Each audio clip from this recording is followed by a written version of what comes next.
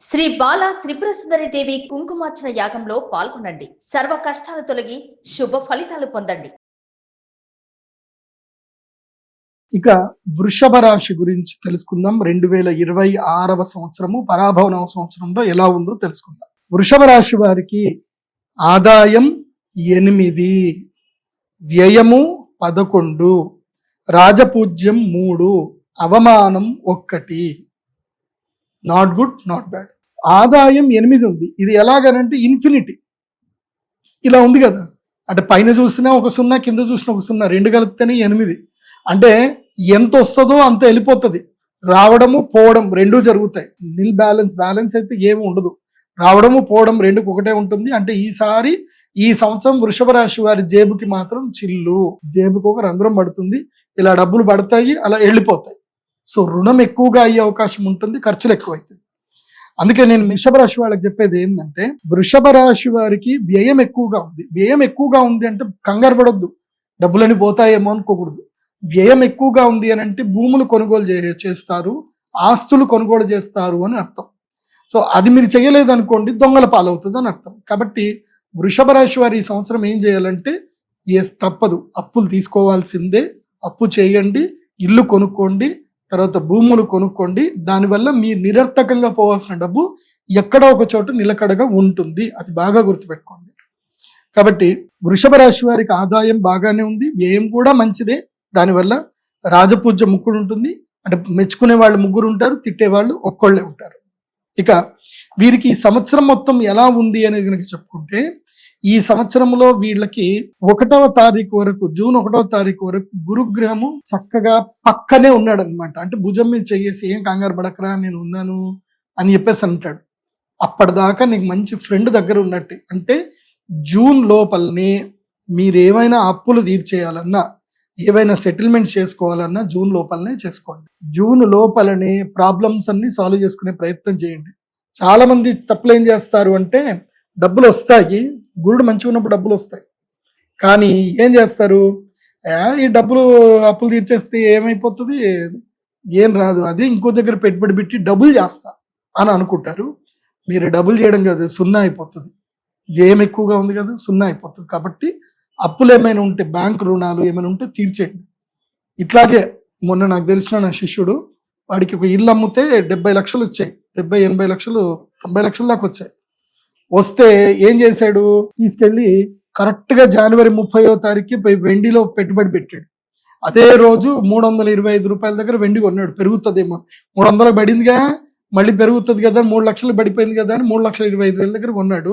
అది మొత్తం పడిపోయి 2 లక్షలకు వచ్చింది. ఉన్న డబ్బులు మొత్తం పోయాయి, కంప్లీట్గా ఇరిపోయాయి. అదే లోన్ నేను చెప్పా, లోన్ తీర్చేయరా, హౌసింగ్ లోన్ ఉంటే తీర్చేయరా అని చెప్తే, లేదు గురుగారు వెండి మీద డబ్బులు వస్తాయి కదా, డబ్బులు వస్తాయి గురుగారు, అప్పుడు అది కట్టేసి ఉంచుకుంటా అన్నాడు. ఉన్నాయి కాస్త పోయి. కాబట్టి వృషభ రాశి వారు ఈ తప్పులు చేయకండి.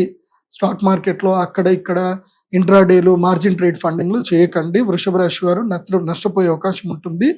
కాబట్టి ద్వితీయ గురుడు మంచి పనే చేస్తాడు, ధనలాభం కలిగిస్తాడు. ఆ లోపల అన్ని క్లియర్ చేసుకోండి.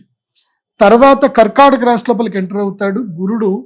కర్కాటక రాశి లోపలికి ఎప్పుడైతే ఎంట్రీ అవుతాడో, స్వామి మీకు ఉంటుంది చూడండి, అప్పటిదాకా ప్రేమగా మాట్లాడిన మీ అన్నదమ్ములే, మీ అక్క చెల్లెలే మీ మీద కేసులు పెడతారు, మీతో కొట్లాడతారు. అమ్మ ఆస్తిలో నాకు కూడా హక్కు ఉందిరా, నాన్న ఆస్తిలో నాకు కూడా హక్కు ఉంది, తాత ఆస్తి నాకు కూడా హక్కు ఉందిరా అని అంటారు. ఇంకా స్టార్ట్ అవుతుంది, ఇంకా కొట్లాటలు స్టార్ట్ అవుతుంది. అన్నదమ్ముల మధ్యన కలహాలు, స్నేహితుల మధ్యన కలహాలు, విరోధాలు, వైరుధ్యాలు, అతి సాహసం చేయడం వల్ల దెబ్బలు, నష్టాలు, ఇవన్నీ కూడా జరిగేటువంటి అవకాశం ఉంటుంది. తర్వాత ఏమిటి, ఎప్పటి నుంచి, జూన్ నుంచి అక్టోబర్ వరకు ఇది ఉంటుంది. ఈ సంవత్సరం గురుడు అలా ముందుకెళ్ళి వెనక్కి వచ్చేస్తున్నాడు, చాలా ఫాస్ట్గా వెళ్ళిపోయి.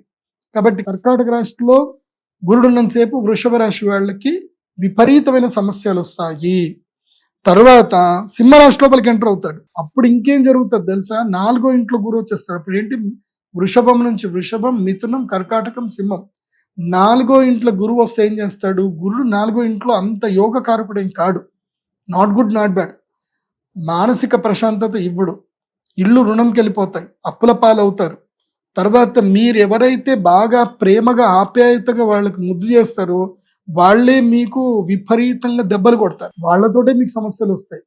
మీరు ఎవరికైతే అతిగారాభం చేస్తారో వాళ్ళు మీకు అతిగా మోసం చేస్తారు. గృహ రుణాలు పెట్టుకునే అవకాశం, అక్కడ సమస్యలు వస్తాయి. బంగారం తాకట్టు పెట్టే వస్తుంది, మానసిక ప్రశాంతత కోల్పోతారు. కానీ ఒక మంచి జరుగుతుంది, దానివల్ల కొంచెం ధనలాభం కలుగుతుంది. మీకు రియలైజ్ అవుతారు ఎవరు మీ వాళ్ళు కాదు అని ఒకటి మాత్రం రియలైజ్ అవుతారు. కాబట్టి ఈ సంవత్సరం వృషభ రాశి వారు మాత్రం ఎంతకి అంతే ఉండండి, జాగ్రత్తగా ఉండండి, మాటని చాలా పొదుపుగా వాడుకోండి, అప్పులు ఈ సంవత్సరం క్లియర్ చేసుకోండి అండ్ సుఖపడండి. ఈ సంవత్సరం నేను వృషభ రాశి వారికి చెప్పేది ఏంటంటే, ఎంత వీలైతే అంత ఎంజాయ్ చేయండి, ఎంత వీలైతే అంత ఖర్చు పెట్టుకొని లైఫ్ని ఎంజాయ్ చేయండి, సుఖపడండి. ఎన్ని భోగాలు అనుభవించే టైం వృషభ రాశి వారికి, భోగ సుఖాలు అనుభవించే టైం. టూర్లు కొట్టండి, భార్య పిల్లలతో తిరగండి, మంచి ఖర్చు పెట్టుకోండి.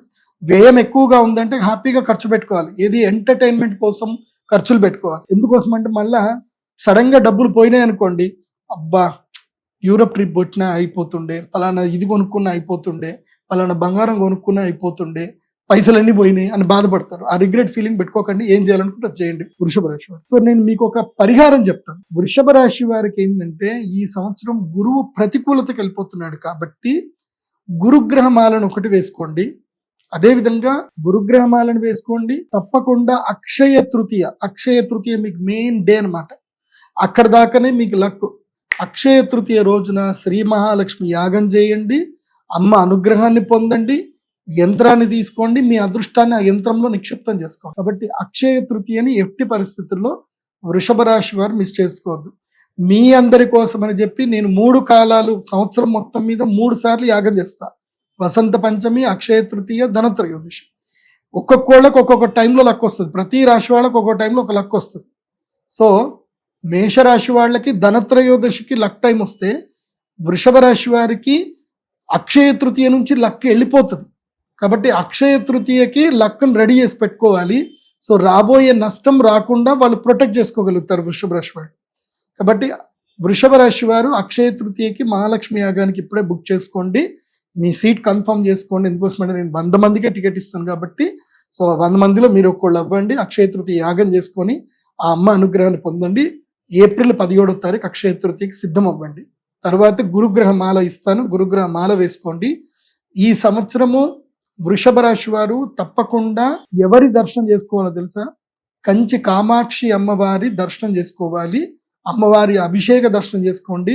అమ్మవారికి బంగారు వర్ణంలో, పసుపు వర్ణంలో ఉండేటువంటి చీరను అమ్మవారికి నివేదన చేయండి. కుంకుమ వర్ణం బార్డర్ ఉండాలి, లేదా గ్రీన్ కలర్ బార్డర్ ఉండాలి. సో బంగారు వర్ణంలో ఉన్న చీరను అమ్మవారికి బహుకరణ పెట్టండి. మీ జీవితం లోపల ఏ సమస్యలు గురుగ్రహ ప్రతికూలత వల్ల రావు. కానీ మీకు ఒక లక్ తెలుసా? మీకు ఈ సంవత్సరం మొత్తం 11వ ఇంట్లో శని ఉంటాడు. శని 11వ ఇంట్లో ఉంటే రుణం మొత్తం తీర్చేస్తాడు. ఓకే, 10వ ఇంట్లో రాహు ఉన్నాడు కాబట్టి ఏం చేస్తాడు అంటే ఉద్యోగ భంగం చేస్తాడు. ఉద్యోగ భంగం ద్వారా మనకి తెలివితేటలు వచ్చి వ్యాపారంలోకి వెళ్తారు. కాబట్టి ఈ సంవత్సరం ఏది జరిగినా మీ మంచి కోసమని గుర్తుపెట్టుకోండి. కంచి కామాక్షి అమ్మవారి దర్శనం తప్పకుండా చేసుకోండి. శ్రీపాదుల వారి కంచి పీఠాధిపతులు శ్రీపాదుల వారి దర్శనం కూడా చేసుకోండి. సర్వే జనా సుఖినో భవంతు. ఇంకొకటి కూడా చెప్తున్నాను, మీ జన్మ నక్షత్రం, జన్మరాశి, పేరుని బట్టి చూడొద్దు. మీ date of birth, time, place బట్టే చూసుకోండి. మీరు నా వెబ్సైట్లో pradeepjoshi.com వెబ్సైట్కి వెళ్ళండి. మీ date of birth, time, place ఇచ్చి హోరోస్కోప్ PDF ఆర్డర్ పెట్టుకోండి. ఈ సంవత్సరం అంతా కూడా మీ యొక్క రాశి ఫలాలు ఏవైతే ఉన్నాయో ఆ రాశి ఫలితాలు మొత్తం కూడా, అంటే మీకు సంబంధించి ఇదంతా చెప్పింది జనరల్గా, మీకు సంబంధించిన రాశి ఫలాలు మీకు సపరేట్గా మీ హోరోస్కోప్ PDF మీ ఈమెయిల్కి వస్తాయి. చక్కగా చదువుకోండి, హ్యాపీగా నా గైడ్ లైన్స్ ఫాలో అవ్వండి, సంతోషంగా ఉండండి. శ్రీమాత్రే నమః.